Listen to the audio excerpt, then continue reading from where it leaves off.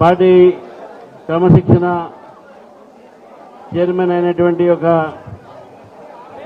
మా పాత మిత్రుడు ఈ యొక్క జిల్లా మాజీ ఎమ్మెల్యే ఉమ్మడి జిల్లా మాజీ ఎమ్మెల్యే ధర్మారావు గారు, రాష్ట్ర ప్రధాన కార్యదర్శి ప్రేమేందర్ రెడ్డి గారు, ఈ ప్రాంతాన్ని ఒకసారి ఎంపీగా ప్రాతినిధ్యం వహించి మరి రెండోసారి బీజేపీ నుంచి కొద్ది ఓట్లతో పోయినటువంటి సీతారాం నాయక్ గారు, మాజీ అధ్యక్షులు వైవీరావు గారు, అదేవిధంగా ఇచ్చేసినటువంటి సుధీర్ రెడ్డి గారు,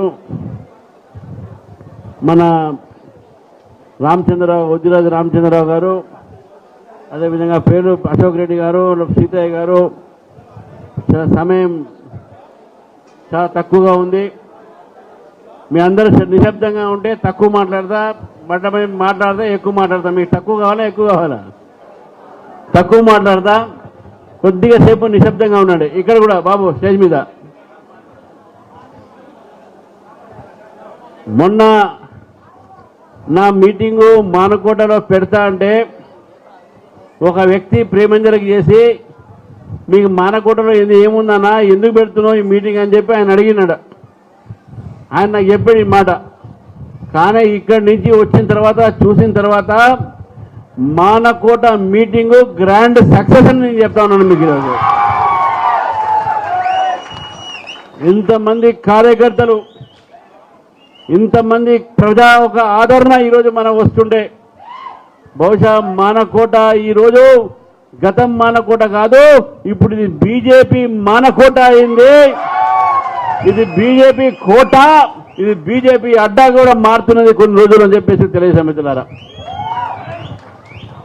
సేవాలాల్ గారు, జై సేవాలాల్ మనకు ఆశీర్వాదం ఉన్నది. ఇక్కడ జై సేవాలాల్ ఆశీర్వాదం ఉన్నది.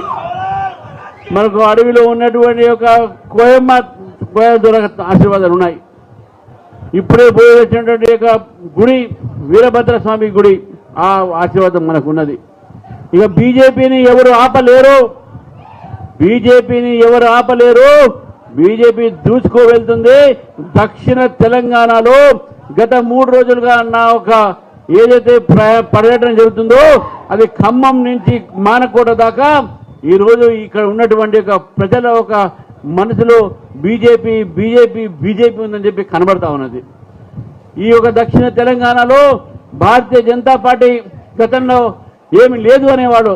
కానీ నిజంగా ఈరోజు చూస్తూ ఉంటే ఉత్తర తెలంగాణలో ఎంతైతే బలంగా ఉన్నదో భారతీయ జనతా పార్టీ, అదేవిధంగా దక్షిణ తెలంగాణలో కూడా భారతీయ జనతా పార్టీ బలం పుంజుకుంది. రేపు రాబోయేటటువంటి స్థానిక ఎన్నికల్లో భారతీయ జనతా పార్టీ దక్షిణ తెలంగాణ నుంచి ఎక్కువ సీటు గెలుస్తుంది. అందులో మానకోట జిల్లా పరిషత్ కూడా గెలుస్తుందని చెప్పి నాకు పూర్తి నమ్మకం ఉన్నది. నేను ఇక్కడ ఉన్నటువంటి మన సోదరులకు చెప్తా ఉన్నాను, షెడ్యూల్ ట్రైబ్ సోదరులకు చెప్తా ఉన్నాను. ఆనాడు కేసీఆర్ గారు మనకు 10% రిజర్వేషన్లు ఇచ్చే మోసం చేసే ప్రయత్నం చేశాడు. దాన్ని ముస్లిం బిల్తో కలిపాడు. 10% రిజర్వేషన్లు తీస్తామంటూ ముస్లిం బిల్తో కలిపి మన రిజర్వేషన్ ఆలస్యం చేశాడు. సరే, ఇప్పుడు వస్తుంది, అది భారతీయ జనతా పార్టీ ప్రభుత్వం చేపట్టి వస్తుంది అనే విషయాన్ని కూడా మనం గుర్తుపెట్టుకోవాలి. అదే రాజకీయము ఈరోజు రేవంత్ రెడ్డి గారు బీసీ రాజకీయాలు చేస్తున్నాడు, బీసీ రిజర్వేషన్ చేస్తా ఉన్నాడు.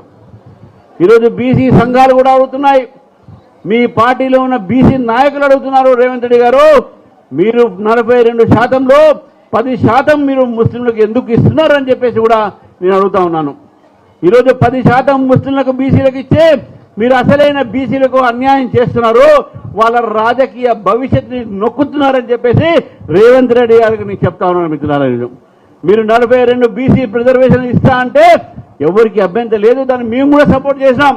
కానీ అందులో 10% ముస్లింలకు రిజర్వేషన్ చేస్తా అంటే భారతీయ జనతా పార్టీ ఊరుకోదు, దాన్ని ఉద్యమిస్తుంది, కొట్టుకట్టేస్తుంది అని చెప్పేసి కూడా ఈరోజు సభాముఖంగా మేము చెప్తున్నాం మిత్రులారా. మతం పరమైనటువంటి రిజర్వేషన్లో మన రాజ్యాంగం ఒప్పుకోదు. మతం ఆధారంగా రిజర్వేషన్ చేసి దేశంలో మత కల్లోల సృష్టించే ప్రయత్నం చేసేదే కాంగ్రెస్ పార్టీ. ఈరోజు కాంగ్రెస్ పార్టీ ఎంత దిగజారిందంటే, మొన్న మన పాకిస్తాన్ మీద మనం యుద్ధం ప్రకటిస్తే, పాకిస్తాన్లో ఉన్నటువంటి ఉగ్రవాదుల మీద యుద్ధం ప్రకటిస్తే, అక్కడ మన సైనికులు సరిహద్దుల మీద పహల్గామ్ తర్వాత ఏదైతే మనము సర్జికల్ స్ట్రైక్ ద్వారా 9 ఉగ్రవాదుల స్థావరాన్ని కూడగొట్టామో ఇప్పుడు కాంగ్రెస్ పార్టీ దాన్ని అనుమానిస్తూ ఉన్నారు. మన సైనికులు ఎవరైతే ప్రాణాలకు తెగిస్తే మన భరత మాతని రక్షణ కోసం ఏ ఉగ్రవాద స్థావరాలని మనం కూడగొట్టామో అది అయిందా లేదా అనేది అనుమానము ఈరోజు రాహుల్ గాంధీకు, ప్రియాంక గాంధీకి ఉంది. ఇది చాలా ఆలోచించాల్సిన విషయం ఉంది మిత్రులారా ఈరోజు. అంతేకాకుండా గతంలో కూడా కేసీఆర్ గారు ఊరి సర్జికల్ స్ట్రైక్ అయితే ఈ సర్జికల్ స్ట్రైక్ ఏం లేదు, అంత అబద్ధం, నాకు మసూద్ అజర్ చెప్పారు, అజర్ సఫీద్ చెప్పారు, వీళ్ళందరూ నాకు చెప్పారు సర్జికల్ స్ట్రైక్ జరగలేదని చెప్పారు. మన ఒక సైనికులు సరిహద్దుల మీద చనిపోతూ ఉంటే, దేశ రక్షణకి వాళ్ళు త్యాగాలు చేస్తూ ఉంటే కేసీఆర్ గారు అయితే ఏంది, కాంగ్రెస్ పార్టీ అయితే ఇదంతా ఒకటే డిఎన్ఏ, వీళ్ళ రక్తం అంతా ఒకటే. మీరు బీజేపీని వ్యతిరేకించండి, బీజేపీని ఏదైనా మేము ఊరుకుంటాం, కానీ భరత మాత మీద భరత మాత రక్షించే సైనికుల్ని మీరు అనుమానిస్తే భారతీయ జనతా పార్టీ ఊరుకోదు, ఈ దేశ ప్రజలు కూడా ఊరుకోదని చెప్పేసి తెలియజేస్తాం మిత్రులారా. నిజంగా ఒక్కసారి మనం ఆలోచిస్తాం మిత్రులారా, కాంగ్రెస్ పార్టీ వచ్చినప్పటి నుంచే ఏం జరుగుతుంది ఈ యొక్క రాష్ట్రంలో. 19 నెలలు వచ్చిన తర్వాత ఈ రాష్ట్రంలో రైతులకు రైతు బంధు 15,000 ఇస్తున్నాడు. రైతులకు రైతు బంధు ఇచ్చారా అని చెప్పి మేము అడుగుతా ఉన్నాడు. రైతు బంధులు కాదు, రైతుకు ఇవ్వాల్సిన అన్ని బంద్ అయిపోయినాయి. ఒకవైపు యూరియా కేంద్ర ప్రభుత్వం ఇస్తూ ఉంటే దాని కొరత కృత్రిమంగా సృష్టించింది కాంగ్రెస్ నాయకులు, కాంగ్రెస్ లీడర్లు. వాళ్ళు దళాలు చేస్తూ ఉన్నారు, బ్లాక్ మార్కెటింగ్ చేస్తున్నారు. రైతులకు యూరియా ఇచ్చేటువంటి పరిస్థితి లేదు, రైతులకు రైతు బంధు వచ్చే పరిస్థితి లేదు. ఇక్కడ చాలా మంది ఇక్కడ యువకులు చూసాం మనం, ఎస్టీ పిల్లలు ఉన్నారు ఇక్కడ, యూనివర్సిటీ చదువుకున్న వాళ్ళని చాలా మంది కలిశారు. వాళ్ళకు ఉద్యోగాలు జాబ్ క్యాలెండర్ ప్రకటిస్తున్నారు. నేను రేవంత్ రెడ్డి గారిని అడుగుతా ఉన్నాను, ఈ జాబ్ క్యాలెండర్ ఎక్కడ పోయింది? ఎంతమందికి మీరు ఉద్యోగాలు ఇచ్చారు? నిరుద్యోగ భత్తా ఇస్తున్నారు, అది ఎక్కడ పోయింది ఆ నిరుద్యోగ భత్తా? అదేవిధంగా విద్యార్థులకు ఈరోజు ఫీ రీఎంబర్స్మెంట్ చేయలేని పరిస్థితి మీది. టీచర్లకు మీరు ఈరోజు పీఆర్సీలు ఇస్తున్నారు ప్రభుత్వ ఉద్యోగస్తులకు, ఆ పీఆర్సీ ఏమైందని అడుగుతా ఉన్నాను. రిటైర్మెంట్ అయిన తర్వాత పెన్షన్లు 18 నెలల దాకా ఇంకా రిటైర్డ్ ఉద్యోగస్తులకు ఇంకా పెన్షన్స్ రావట్లేదు. ప్రతి ఒక్కరు ఏడుస్తూ ఉన్నారు ఈ ప్రభుత్వం ఏందని. మరి ఒకేపు రాహుల్ గాంధీ, ఒక సోనియా గాంధీ మన ఒక ముఖ్యమంత్రికి ఓస్కార్ అవార్డు ఇవ్వాలంట. మీరందరూ అత్తారింటి దారి చూసారేమో, బ్రహ్మానందకి ఒక అవార్డు వస్తుంది, భాస్కర్ అవార్డు. రేవంత్ రెడ్డి గారికి భాస్కర్ అవార్డు ఇవ్వాలి, ఓస్కార్ అవార్డు కాదు. సోనియా గాంధీ గారికి తెలియదు, సోనియా గాంధీ గారికి తెలియదు. ఆయన మిమ్మల్ని కూడా గతంలో తిట్టాడు, మిమ్మల్ని ఎన్ని మాటలు అన్నాడో మీ వీడియో తర్వాత మీకు పంపిస్తాను, మీరు చూడండి.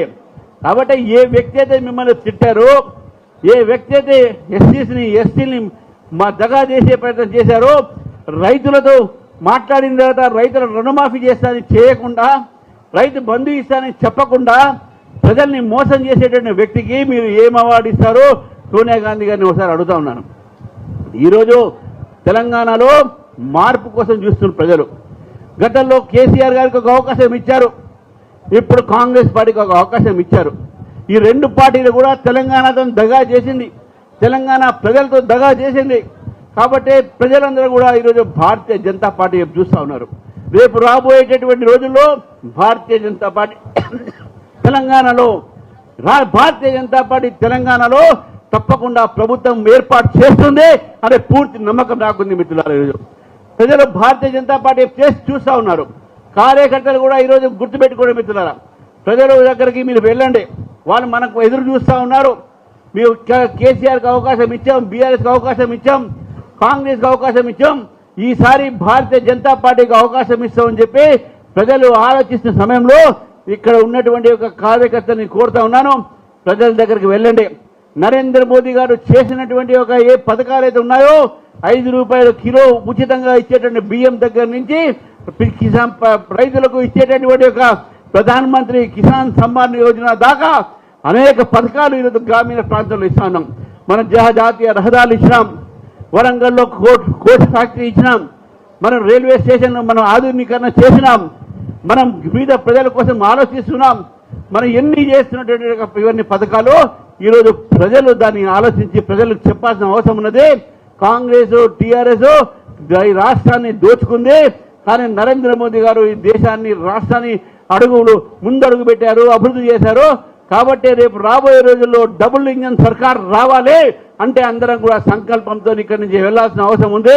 ఇంత పెద్ద సభ ఈ రోజు ఇక్కడ మీరు ఏర్పాటు చేసినందుకు, పెద్ద స్థాయిలో కార్యకర్తలు వచ్చినందుకు, ఈ ప్రయత్నం చేసినటువంటి ఒక మన జిల్లా అధ్యక్షుడు వెంకటేశ్వర గారికి, వారి టీం అందరికీ కూడా మరొకసారి అభినందన తెలుపుతూ, మరొకసారి భారతీయ జనతా పార్టీని అధికారంలో తీసుకువచ్చేదాకా ఎవరు కూడా ఇక్కడ ఉన్న వాళ్ళందరూ కూడా విద్యుత్ ఆహారాలు లేకుండా మనం పనిచేసి కృషి చేసి పార్టీని ముందుకు తీసుకుపోవాలని కోరుతూ నాకు ఈ అవకాశం ఇచ్చిన జిల్లా అధ్యక్షులకు ప్రత్యేకంగా ధన్యవాదాలు తెలుపుతున్నా. భారత్ మాతాకి జై, జై తెలంగాణ. ధన్యవాదాలన్నా. చాలా చక్కటి మా కార్యకర్తలు చక్కని ఉత్తేజాన్ని